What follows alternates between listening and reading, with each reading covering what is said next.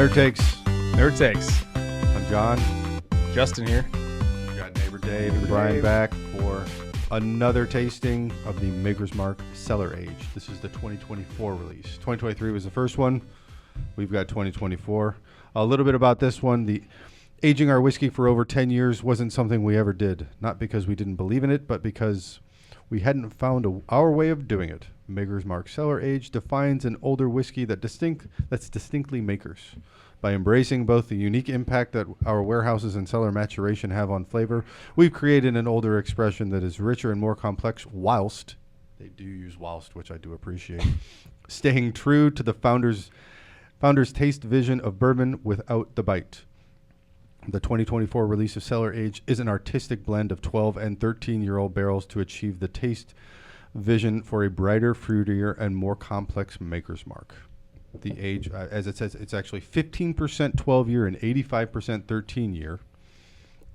The proof is 119.3, and it does the standard wheated mash bill of 70% corn, 16% soft red winter wheat, and 14% malted barley. And the MSRP is $180.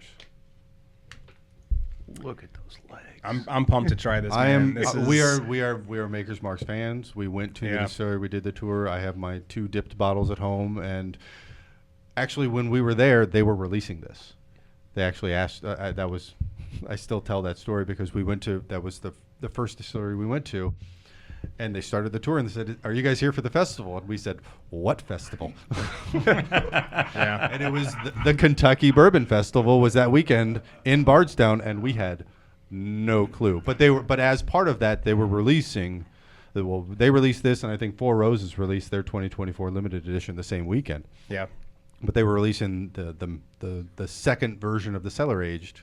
That I think that Saturday, and people were camping out at like 4:00 in the morning. Yeah, we're like, why are hotel rooms 3 times more expensive than every other weekend? Oh well, let's just go anyway. Right. And That'll that's what happened. So yeah. So you guys have nosed it a little bit. What are you getting? I have some limited notes from the Maker's Mark website.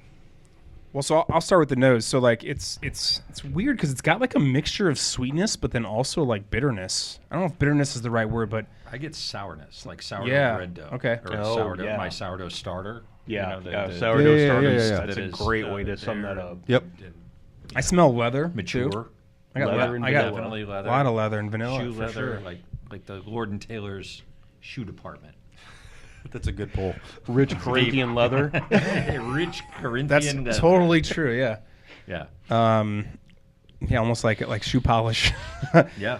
Okay, what do we got? But citrus and peach and I mean certainly stone fruits are there, and ripe peaches, and I would actually like to pour some of this on some ripe peaches. Good call on the peach. Yeah, I couldn't pick the fruit until you said it. So Maker's Mark goes minimalist when it comes to their notes that are on their website, and it says caramelized sugar, citrus, and almond. Okay, I can see the almond. Almost a marzipan type of Yeah. thing going on. Yeah. All right. Have you guys already tried it? I have not. Yeah. No. I just did. Yeah. Okay. Yeah. What do you think? Well, so like it's actually a lot less sweet than I expected it to be. I expected it to be like a punch of sugar and caramel. A typical like we usually when we text back and forth on what are we going to pour next. If we want something sweet, it's usually a Maker's Mark. Yeah, Yeah, to a for Maker's sure. Pick or a cask or whatever, or even like a French they're oak. traditionally a little sweeter. Yeah. Yeah. But it's not sweet. I mean it's a little sweet, but just like all bourbon is. It's also but older than any Maker's we've ever had. It's also amazingly smooth in the sense that like the high wheat content is cornerstone of Maker's mash bill, right? But it's difficult. Wheat usually is neutral, and it says, yeah, okay, we're going to make it smoother by adding more wheat in the mash bill. You said soft red winter wheat? Yes. Okay, yeah, which is good. It's relatively high in protein, so it's going to give off some more flavor, but it's amazing how the wheat is actually coming through over the It really corn. dothat's And like you're getting the wheat flavor. My first sip, no, but my second sip, I totally Yeah. got the wheat. Yeah, and that's skill right there. I think I don't know how they do it, but wheat, to take something that's normally neutral and make it a pronounced characteristic is pretty impressive. But it's got a really good mouthfeel. I think that it's pretty. It's got a lot of viscosity to it. Yeah. Like it feels like it's like coating my mouth more than ones we've maybe tried today or even recently. Yeah. Like it's just thick, you know? Yeah. Well, I was going to comment on the legs, and I just put in a splash of water, and I'm not sure how, but the legs improved. It still has them. Yeah, for sure. You know, but even going the nose, if you get deep into it, you do get that hit of ethanol. But your first sip, then you don't get the alcohol burn. It's just the spices, and the water again has really opened up everything in here. Taste wise, though, I'm not getting a ton of. I mean, I'm a little bit of sugar, I guess, a little bit of like vanilla, but I'm getting more like apples and pears and like just it's I'm getting a creamy quality, like a creme brulee kind of thing. Not Yeah. sweet, but like the I think what you said about the viscosity and the mouth coating feel of it, but it is reminding me of the burnt sugar, the caramelized cream and the sugars that are in the milk is kind of coming across. Yeah. To me, creaminess. I don't know how, but It's almost like it's somehow thick and viscous, but also light. Yeah. And like I hate to say minty, but like it's giving me my mouth feels refreshed. You're refreshed. Yeah. We've talked about that before. Which but happens you don't- sometimes. You don't need a nap. It does after happen. this, right? No. You know, No, and it's not. I'm ready to fucking fight. Well, and also it's like wrestling. It's a great mouthfeel. It's a good coating, but it's not like a sticky sweet candy coating. I'm getting all the flavors, but I don't feel the need to go back, and I don't feel like I need to take a drink of water to rinse my mouth out. And the finish does, and you don't lose anything No, after adding water on the finish at all. not at all. No. It was just a little bit of smoothness and a little bit of opening up that extra flavor profile, and yeah, this is a great bottle. So we will. So I'll just mention taste and finish. These are notes from Maker's Mark. Shortbread, rich coconut, and bright spice. Okay. And then on the finish, dried dark fruit, toasted oak with a long mouth coating finish, which you pretty much said verbatim. Yeah. Yeah, the toasted coconut or the coconut, but I'm tasting like toasted coconut. It's definitely there. You know. And maybe it was like you mentioned the richness. Maybe that was the shortbread that they. Yeah, I definitely get the right. shortbread. The buttery. That's real dense. Yeah. And, yeah. Yeah. So, all right, Brian, we'll start with you. I'm gonna go Red 5 standing by. You know, only because like I'm afraid to go to Return of the Jedi. You can do I- Jedi Luke if you want to. I- Give it the rating it deserves, man. I or whatever you think it deserves. no, I'm probably 9.5 here. I think that's kind of where it's hitting me. I can't find So flaws with it. Just badass Luke. badass Luke. Yeah, I would say 9.5 is prime Luke. yeah, It's his best in episode 4. It's his best in episode 6. right. Yep. Prime Luke. He's blown up the Death Star and he's gonna kick some ass as a Jedi. Yeah. Yeah. Prime Luke. I like that. I like that's that. good. That's Prime. a good one. We didn't have one for 9.5. Yes. So Justin. So I think that I'm going with Red 5.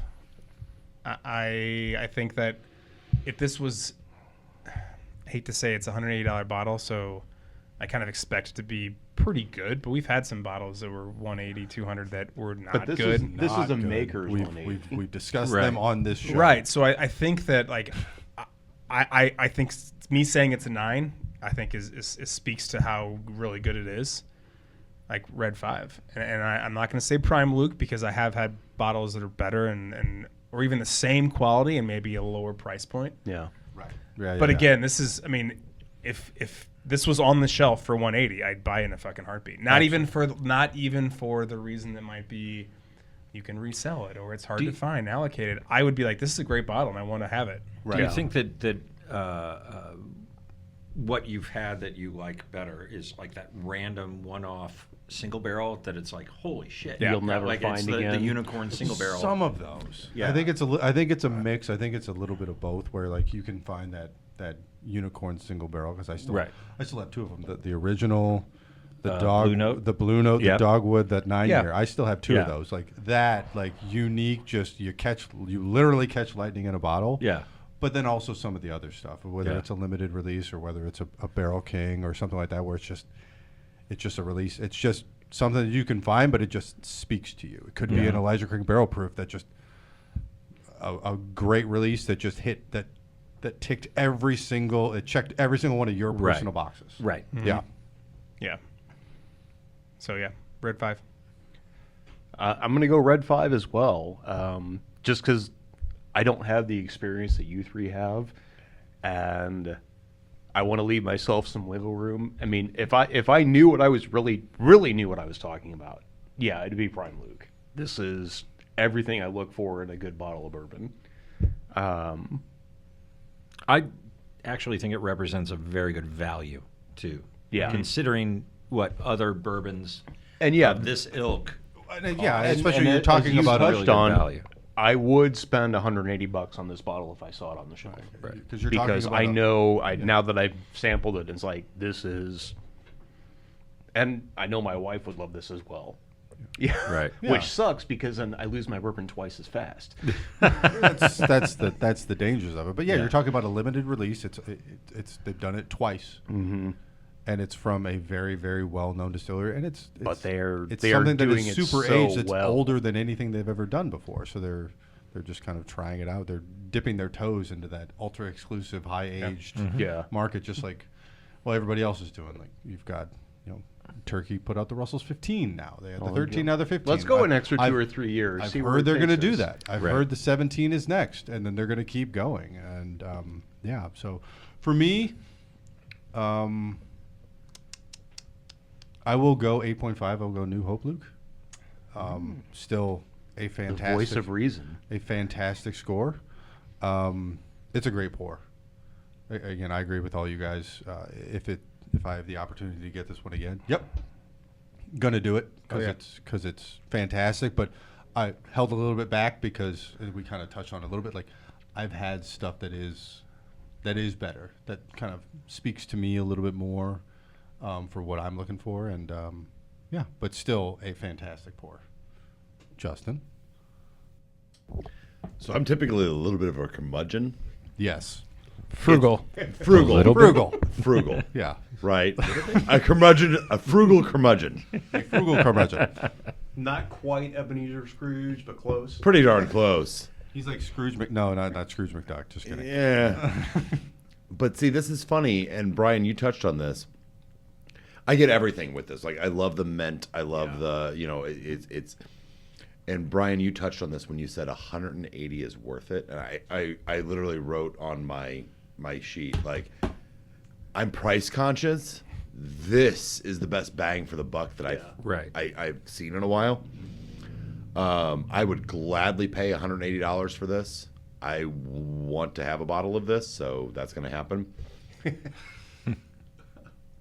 I've never said this. It's a 10.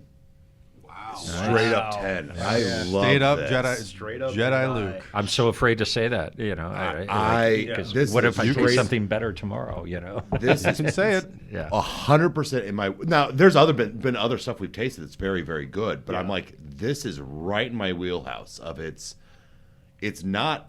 I like inexpensive stuff. We know this, right? Absolutely. I drink Stag beer. Yeah. No, hell yeah. Yeah. Yeah, But- you can find great pours for. I am For all reasonable about prices best bang everywhere. for your buck. Yeah. But I'm like, if you need this $180, this is 100% worth it. Yeah. And this is everything I want in a pour. I love this. Yeah, it's definitely weird to say it's a value at $180, but I think this does represent What it is. value at $180. Brian, I think. Oh, sorry. I think. I do know just because I know like that you've got a background in wine and whatnot. I did spend last weekend at Augusta, just going through the Balducci's and stuff like that. Yeah. Any case, but there is a craft to it, right? And so I think when you price something at $180 or more than that, it's representing a lot more than just, hey, we let it sit in a barrel for. It's like there was more effort put into this of really deliberate. This isn't for mass market. This is what I think that represents, and I think it does it very well as opposed to like a Blanton's, which is just like we're expensive for the sake of being expensive. Blanton's isn't even that expensive. It's the retailers that are that's what I'm gouging. saying. you That's to what I'm make saying. Blanton's Like, expensive. right. So, The market, yeah, right? yeah. But the idea being like this is priced actually very appropriately for what it is. Well, It's but the craft. way that they're going to make this is a team of people. It's not just one person. It's one person ultimately making the final decision, but there's a team. And if you look at the master distiller as the center part of a spider's web, right? And then they tell people to go out and you find me spiciness. You go out and you find me sweetness. You go out and you find me creaminess. You go out and you find me mouthfeel. You go out and you find me viscosity or whatever it is, right? All the different components that we've named about this. It's like everybody particular came back bourbon. with the same bottle. And they come back with the best, and they give it to their initial superior who taste it, and they narrow it down to like 3 or 4. This is how cognac's been made for centuries, and we're just starting to scratch the surface with U.S. whiskey to where they're starting to think of it in the long-term goals. And yes, we're going to create a quality product. We know we have the foundation, and we're going to make good whiskey. But now they're actually going, we're going to make exceptional whiskey, and we need these people in order to do it. And so these are, in many cases, interns or people that have studied, and sometimes they're the next in line who's going to be the master distiller. But they send all of them out into the warehouses, which there are many of them at Maker's Mark. And they will all come back and they will go, these are the best that we found. And then the next level of distillers will go through and they'll taste those and they'll narrow it down. And then they'll take not the finished product, they'll take, these are the best components that we have found. Now make the best whiskey that you can. And this is why I will die on the hill of a blended whiskey always has the potential to be better than a single barrel. Right. 100% of the time. Yep. No, and you mentioned that before, where again you can catch lightning in a bottle for a Right. single barrel. Yep. But it's much easier to do that with a blend because you can control what you're Right. doing, and you can have a North Star and get there. Right. Yep. Yep. Now, I will say that from being on the show and sampling and just from hanging out with you guys and sampling, this is probably the best I've ever had. And I might have thrown out a few 9s earlier on as I was, learning the ropes. New. That's fine. It You know, happens. It happens. It happens But to all no, of us. it's like this is absolutely a solid 9, if not better. That's actually You know, something that we've talked about doing is going back and rescoring some things. Right, Like yeah. if It was a especially if 9 it's to bottles you at that we the still time, have. Yeah. like, Yeah, I was saying. Yeah. Trying it this again and is then being like, does it everything stand that out? I look for in a bourbon right now. It has got spice, but it's not overpowering. It has got heat, but it's not too strong. It's got an amazing flavor profile. This, if I could find this bottle, I would buy one without a second's hesitation. All right, good purchase, Lambert. You're welcome. Thank you. Thanks for bringing it today too. Yeah. Yeah, Absolutely. Thank I you. mean, for me, that's the point. The point It's isn't like- for me to drink this alone in my I basement. still It's got to, a drink or two left. It's Yeah. to, it's to share it, and I Nobody think that's likes the a quitter. purpose of all whiskey is to share it. Yeah. Yeah. Yeah. Oh, it'll be gone. Oh, it'll be gone for sure. Yeah. All right. Well, so you heard it. If you can find this, which is unlikely, but Good who luck. knows? You never know. Definitely check it out and definitely pick it up if you see it on the shelf. Yeah. Nerd takes. Nerd takes. Nerd takes. Yummy.